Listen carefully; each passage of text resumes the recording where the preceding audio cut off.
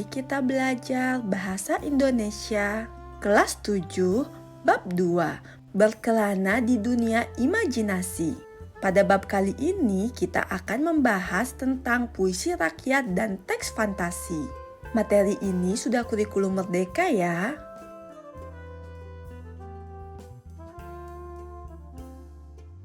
A. Pengertian puisi rakyat. Puisi rakyat adalah sastra lisan berupa puisi terikat yang berkembang pada masa masyarakat tradisional.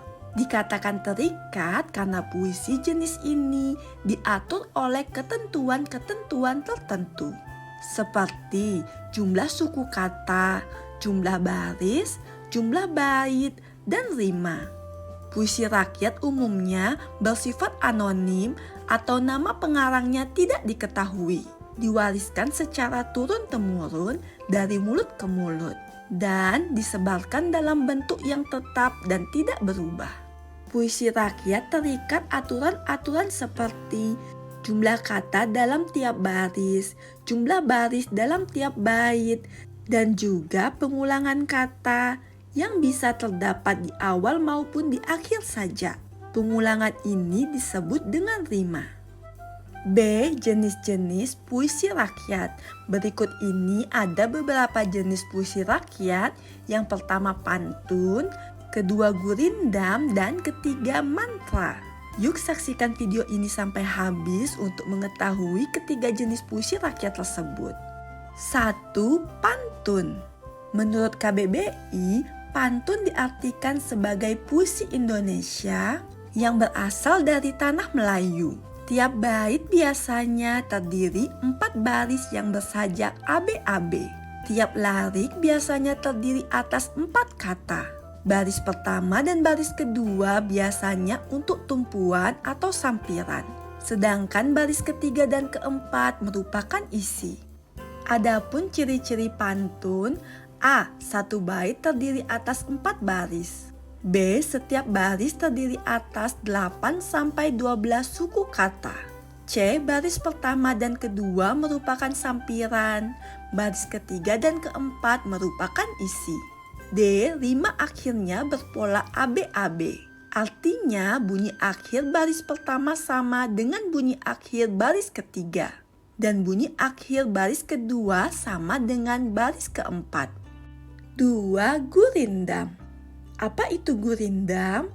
Menurut Kamus Besar Bahasa Indonesia, gurindam secara umum merupakan susunan sajak yang terdiri dari 2 baris dan mengandung petuah hidup.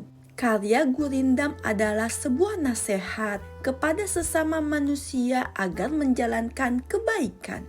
Sekarang kita lanjutkan dengan ciri-ciri gurindam. A. Setiap bait terdiri atas 2 baris atau larik. B. Setiap larik terdiri atas 8-14 suku kata. C. Larik pertama merupakan syarat, sedangkan larik kedua merupakan jawaban. D. Larik pertama dan kedua membentuk kalimat majemuk, umumnya merupakan hubungan sebab akibat. E. Rima akhirnya berpola AA. 3. Mantra. Dalam dunia sastra, mantra adalah jenis puisi lama yang mengandung daya magis. Setiap daerah di Indonesia umumnya memiliki mantra. Biasanya, mantra di daerah menggunakan bahasa daerah masing-masing. Adapun ciri-ciri mantra: A. Terdiri dari beberapa rangkaian kata yang memiliki irama. B. Isinya berhubungan dengan kekuatan gaib, dibuat dan diucapkan untuk tujuan tertentu. C. Mengandung rayuan dan perintah.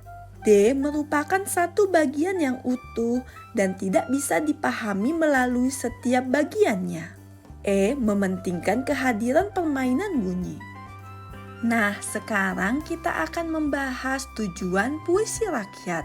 Tujuan puisi rakyat adalah 1. Menghibur pembaca, memberikan nasihat mendidik kepada anak. 2. Memberikan isyarat dan mengajak untuk memulai suatu permainan. 3. Melarang untuk melakukan sesuatu serta menggambarkan perenungan. 4. Memprotes ketidakadilan yang terjadi di masyarakat. Tembang Kinanti. Di buku siswa halaman 43 ada contoh puisi tradisional Jawa yaitu Tembang Kinanti. Hal-hal penting yang perlu diingat dari Tembang Kinanti yaitu: pertama, setiap baitnya terdiri atas kalimat berjumlah sama. Kedua, jumlah kalimat dalam bait ini disebut gatra. Ketiga, setiap gatra berisi jumlah suku kata yang sama pula. Keempat, jumlah suku kata ini disebut guru wilangan. Kelima, sedangkan bunyi akhir pada setiap baris disebut guru lagu. Dan terakhir, macapat juga biasanya dilakukan dengan irama tertentu. D. Menulis puisi rakyat. Sekarang kita akan membahas langkah-langkah membuat puisi rakyat. Pertama, menentukan tema. Tema merupakan gagasan pokok yang diungkapkan dalam puisi.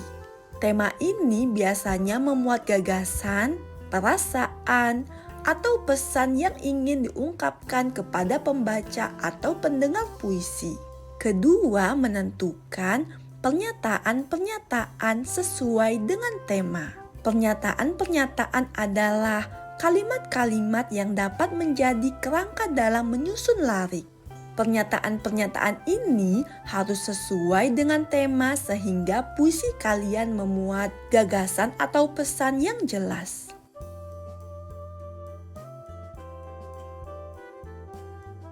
A. Pengertian teks fantasi. Apakah kalian tahu apa itu teks fantasi? Teks fantasi merupakan cerita yang bersifat khayalan atau imajinatif. Dalam Tembang Kinanti, Anoman adalah kera berbulu putih yang dapat terbang. Hal ini adalah khayalan sang penulis. Untuk menarik pembaca, biasanya tokoh dalam cerita fantasi dapat memiliki keahlian atau kekuatan tertentu. Tokoh seperti dewa-dewi, raksasa, makhluk ajaib, manusia dengan kesaktian adalah tokoh dalam cerita fantasi yang tidak ada dalam kehidupan nyata. Cerita fantasi dapat berupa cerita yang menghayalkan kejadian pada masa depan. Cerita jenis ini disebut cerita futuristik.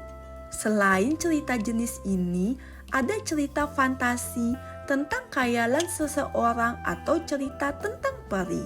Nah, yang perlu anak-anak ingat bahwa teks fantasi termasuk ke dalam jenis teks naratif. B. Teks naratif. Teks naratif adalah cerita imajinatif berisi serangkaian kejadian berurutan yang menggambarkan alur awal, tengah, dan akhir. Teks naratif biasanya menggambarkan seorang tokoh yang mengalami masalah. Masalah biasanya bermula saat tokoh tidak mendapatkan sesuatu yang diinginkannya. Alur cerita menggambarkan bagaimana ia berusaha untuk mendapatkan keinginannya tersebut.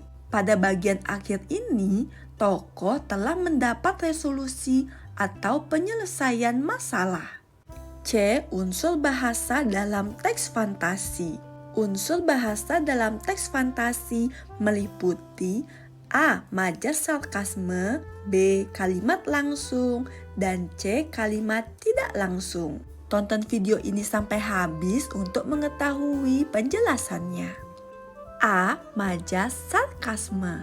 Majas sarkasme adalah majas yang berisi sindiran yang bertujuan untuk menyakiti perasaan seseorang.